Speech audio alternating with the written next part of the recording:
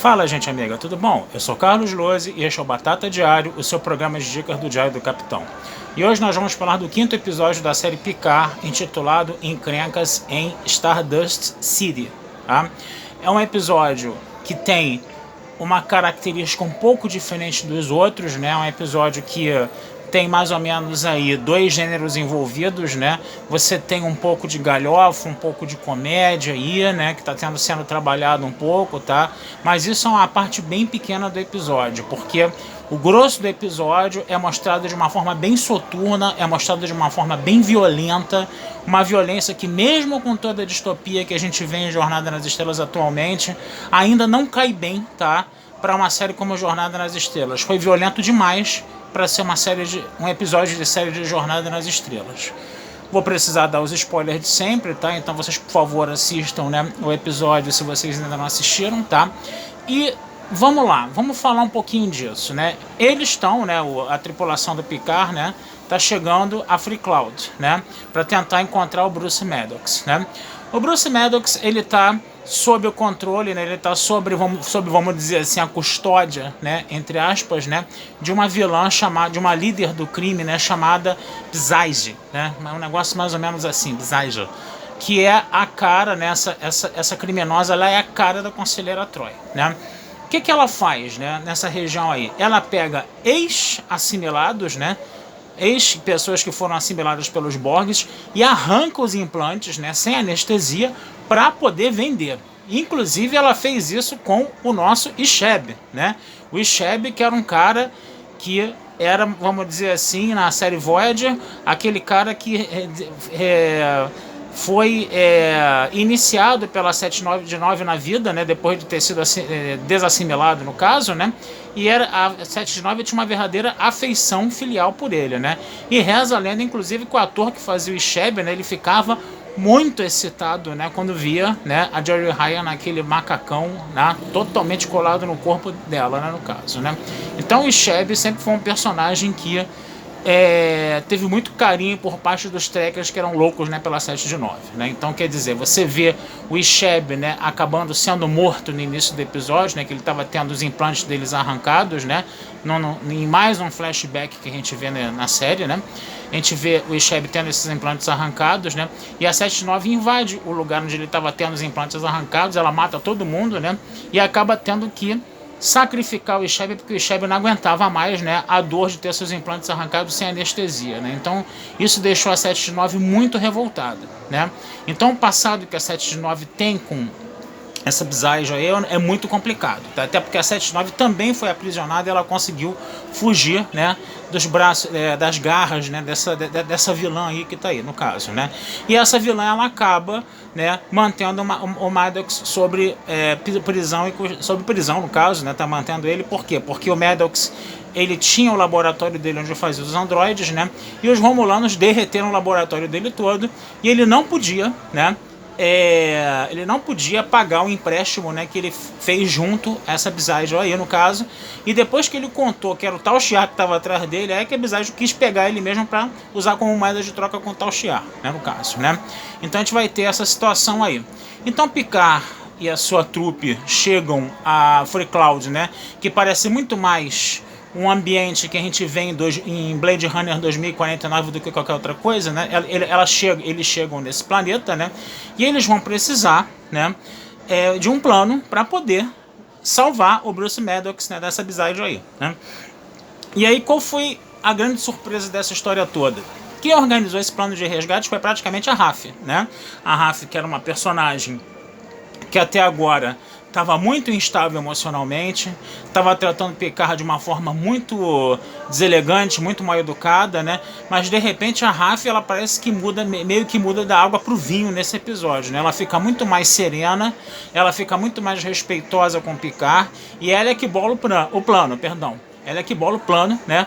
Contra para poder salvar, né, o Bruce Maddox aí no caso. E o interessante aí é o seguinte, né?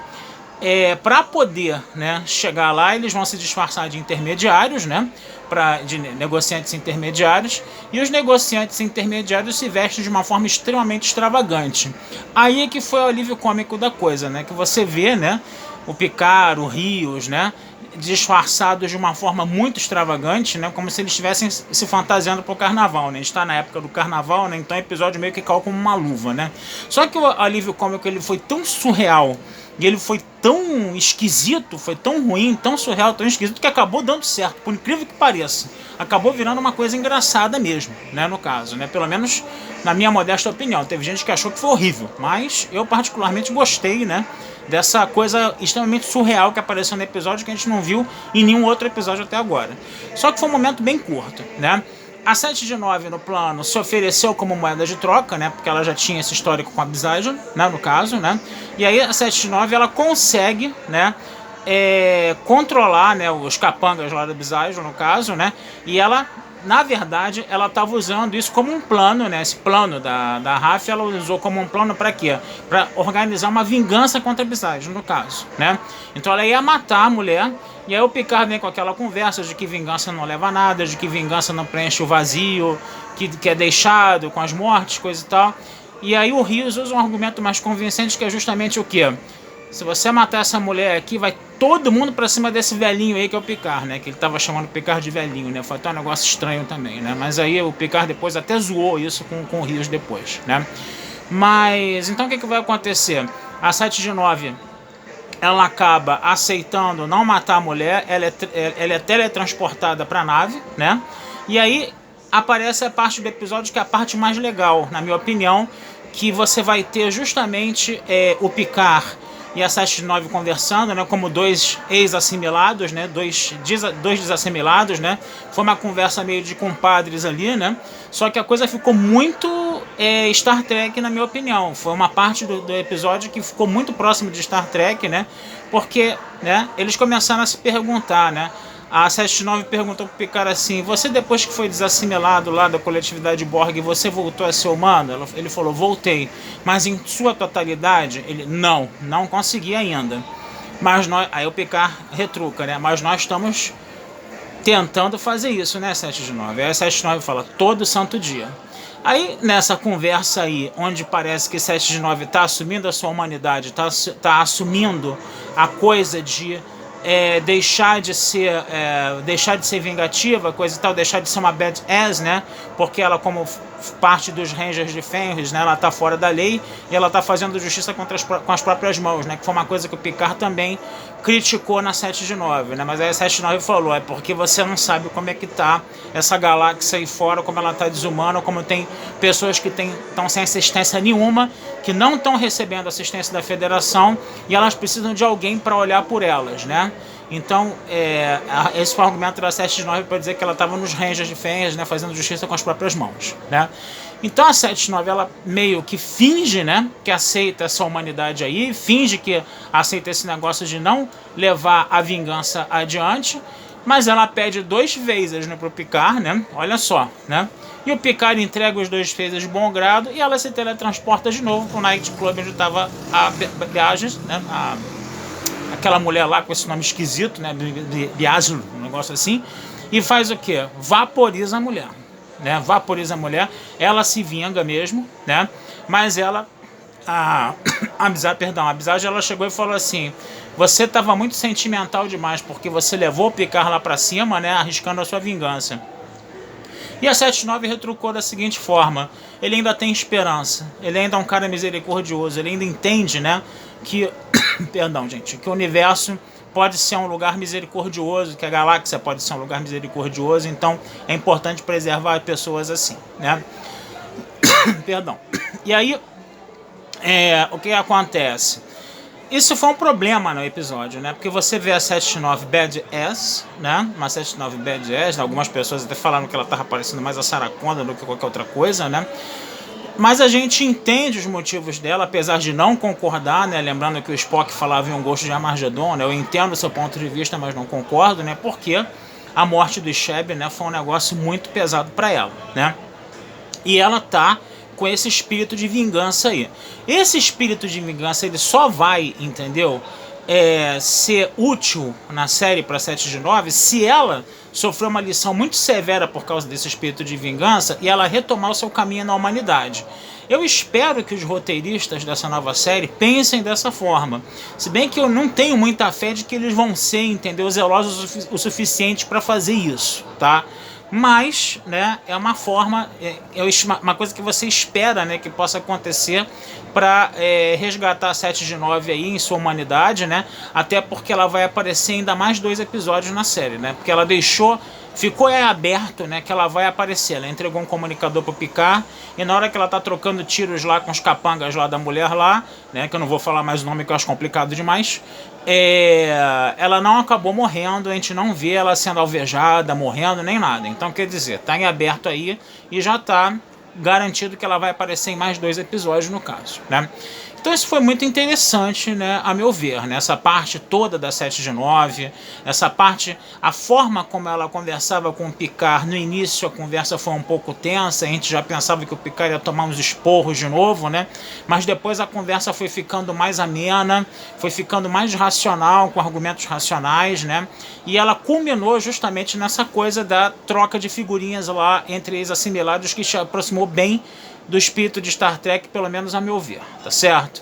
Outra coisa que eu achei legal também foi a Raf, né, ter mudado a sua postura, né, no episódio, né, ela acaba localizando um tal de Gabriel lá, um tal de Gabriel lá, o Wang, né, que era o filho dela, e como ele puxou demais a mãe, né, ele ficou cheio de mimimi porque ela abandonou o filho e o pai, né, para ir atrás dessa conspiração que aconteceu quando teve o ataque dos sintéticos a Marte, né? Que ela entendia que era uma conspiração realmente, né?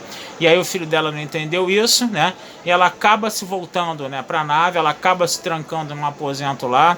O Picard no final do episódio bate, Raf, tá tudo bem com você? Ela falou, não tô afim de papo, né? Deu até uma peninha da mulher, coitada, porque a mulher tava ali muito magoada, né? Porque o filho dela tratou ela de uma forma extremamente ignorante, né? Que foi um negócio assim horroroso, a meu ver, né? Então dessa vez eu tô realmente dando o braço a torcer pra Raf. Eu gostei muito da participação da Raf nesse episódio especificamente, tá?